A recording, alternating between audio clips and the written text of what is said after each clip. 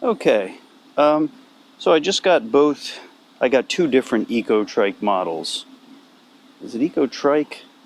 Trick. ECOTRIC. Um, I hope it's ECOTRIC, and I'm not saying it wrong the entire time. But yeah, so I just wanted to show off a quick little, like, kind of side-by-side comparison of the two different ECOTRIC models. Both of these are e-bikes, obviously, that's all they sell. But they're both fat tire bikes. One bike is the smaller foldable bike, and the larger, more mountain bikey style black bike. Both have the large tires. Obviously, one sits a lot lower to the ground. The white bike is just a lot shorter. I actually got it for my sister and my mom to ride. I'm not a very tall person either. I'm like 5'6", so I'm a short guy. And but I can ride the black bike, no problem. It works just fine for me. I have no issue riding it. I did see a couple people comment, a couple 6-footer people that say they wouldn't want it to be any bigger, and that's fair. It is a large bike, but with the seat down, I have absolutely no problem riding the bike. Both of these bikes have the 500-watt motor on them. You can see they're laid out a little differently as far as the battery location, the shape of the battery, and the big thing to me, the shifters are the same. They're both the Shimano's 7 speeds. The biggest difference for me, I mean, they both ride fine. Ride quality, I have no problem with. But my biggest complaint with the foldable bike is the control panel, the controller that you use to actually, control the amount of power that you're using, the speed level, I guess, the mode they call it on this one. This lower end, I guess I'll call it a lower end bike. It's not really lower end per se, but the controller on it is lower end. You can see, well, actually, the first thing to do when you want to get this thing going is on this bike, the white bike, you actually have to turn the key here. On the white bike here, there's the on, off, and unlock. You have to push in on the key and then turn it to unlock. That actually releases the battery from the bike. You can see here, it's got a little handle. Let me see if I can get this camera to come up. You can see here under the one thing, I mean, it's not a complaint because it's not really a big deal. You don't really need to take the battery off of this unit much. You can charge it while it's mounted in the bike. But you actually have to take, if you want to pull this battery out here using the handle, you actually have to pull this seat off in order to get it off. Where on the larger bike, you do not have to do so. But with it locked down, if I turn it on, now when I go up to the control panel here, there's an on-off switch right here. Just push this, the LED lights come on. I don't know if you can see this on the camera good outside, but this is the battery meter here, fully charged. Here's your mode, low, medium, and high. And basically, you push this, you can flip between the 3 modes, low, medium, high. My biggest complaint, though, is that there's so little difference between the modes. If you leave it on low, this thing, it's almost too much power. There's no graduated level of power. You start pedaling, this thing practically jerks you off the bike. There is this 6-kilometer button in the manual. It states that you can push this and it'll maintain a 6-kilometer speed pace, like a cruise mode, like in a car you turn on the cruise, same type of thing here. I have not used it, don't use it. I mean, I guess if you're just riding straight for a long period of time, maybe. But the nice thing about the black bike here, which not only does the battery pulls right out easy. Right here, you just lift this up and the battery slides up and out. Charge ports right on the side. But the best part, at least in comparison to me, from my perspective, is this S900 control panel. This thing gives you, hold on, let me turn it on. There's a power button on the battery. You push that in. Then to turn this on, you see there's like a little control here, up, down, and M. If you hold in the M key for about 3 seconds, 2 seconds, there, now the LED turns on. You can see it shows you the battery level, your odometer, which you can actually flip between trip meter and odometer. Speed, your current speed, what mode you're in. The mode here seems to be based on the level of pedal assist that you're on. Like, see, if I crank up 2, 3, there, when you hit pedal assist 4, it goes to standard instead of eco. 5, 6, 7 goes, now we're up to power. 8 and 9 is where it maxes out. Now, whatever level you have the pedal assist to is basically the level that the throttle will go as well. In other words, if you have the pedal assist at 1, no matter how hard you crank up the throttle, it's only going to go to power level 1, basically. Now, but this graduated level of assist, right, instead of just low, medium, and high like the other bike has, this thing has 9 different levels of assist mode.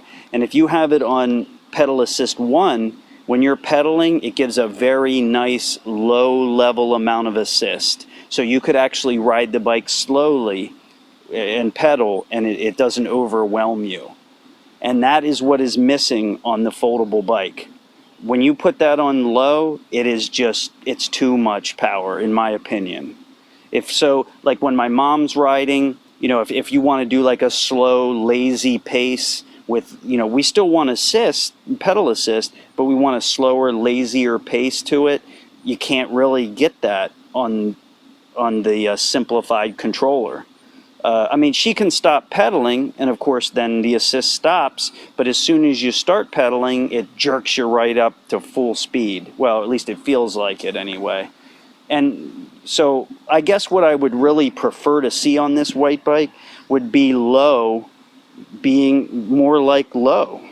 You know, to me, and if low, medium, and high, there's so little different. I mean, high is faster. Its top speed is higher. You can notice the difference.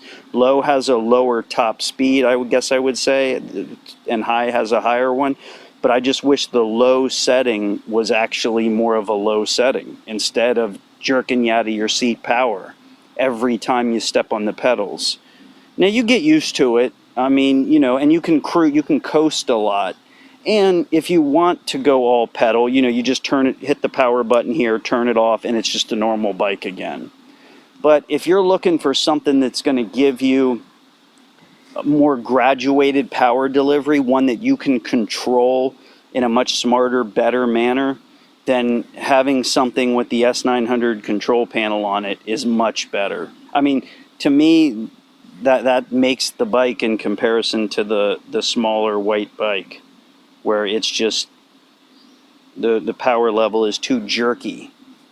But I also wanted to see if you could get like a look, you know, you can see, I mean, look at the tire. I think the 26-inch tire, I think it is on the big one, but you can see the difference and kind of get an idea for the one sitting lower than the other.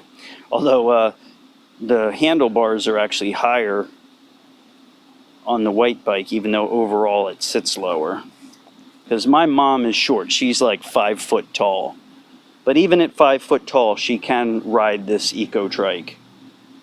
And it takes off. I mean, I don't know if I can ride this while I have this camera on me.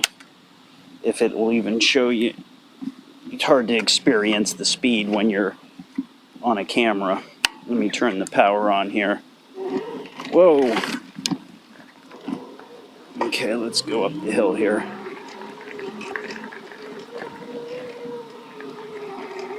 This is all just power. I'm not pedaling at all right now.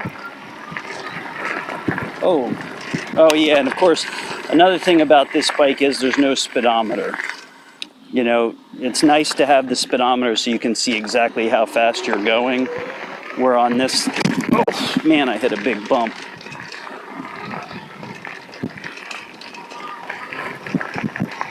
And the camera spun around. It doesn't like this. Everything's good quality though. I mean, the brakes are nice. The Shimano shifters and everything work really well.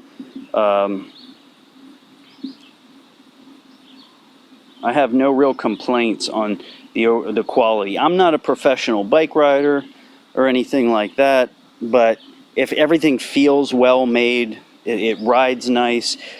I mean, I guess if I had one thing that they're lacking that I wished both models had were active shock, or an active suspension of some kind, where they do not at this point. You know, you're going to feel every bump. I think what I might actually do is replace the seats on these with one of those seats that have the built-in shock absorber. What else should I mention? Oh, the folding on this foldable bike. I haven't really used it yet. It folds right there in the center of the bike. Well, it folds here on the stalk of this. You know, this thing there's a release here, and this folds down. Like there it goes. And when it releases it, this whole handlebar folds down like so.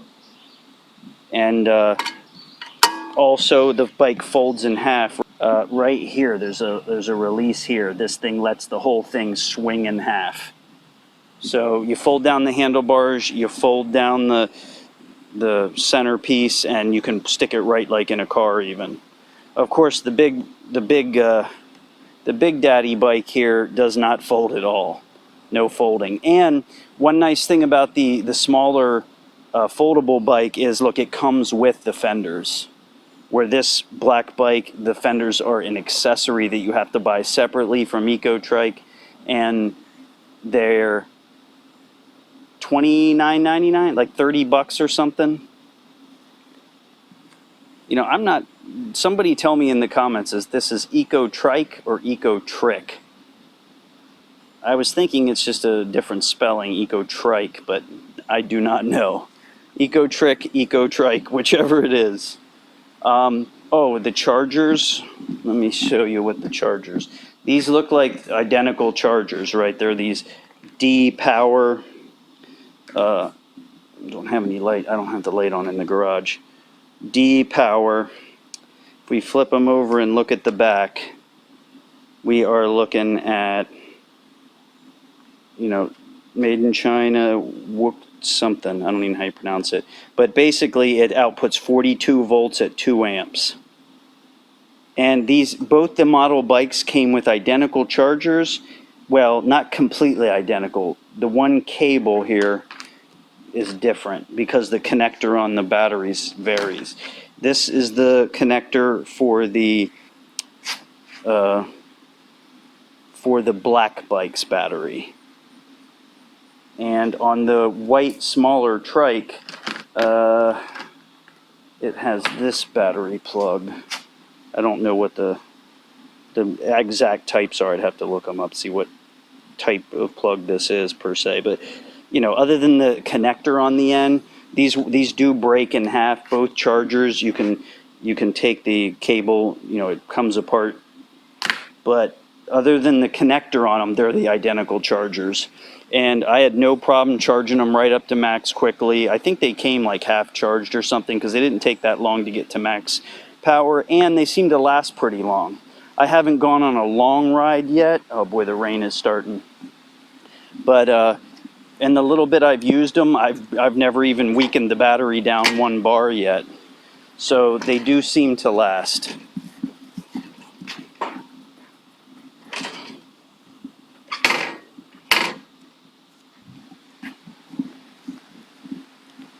But that was just a quick look. Maybe I'll do a follow-up video when I can ride them a little more and it's not, the rain didn't start pouring down on me.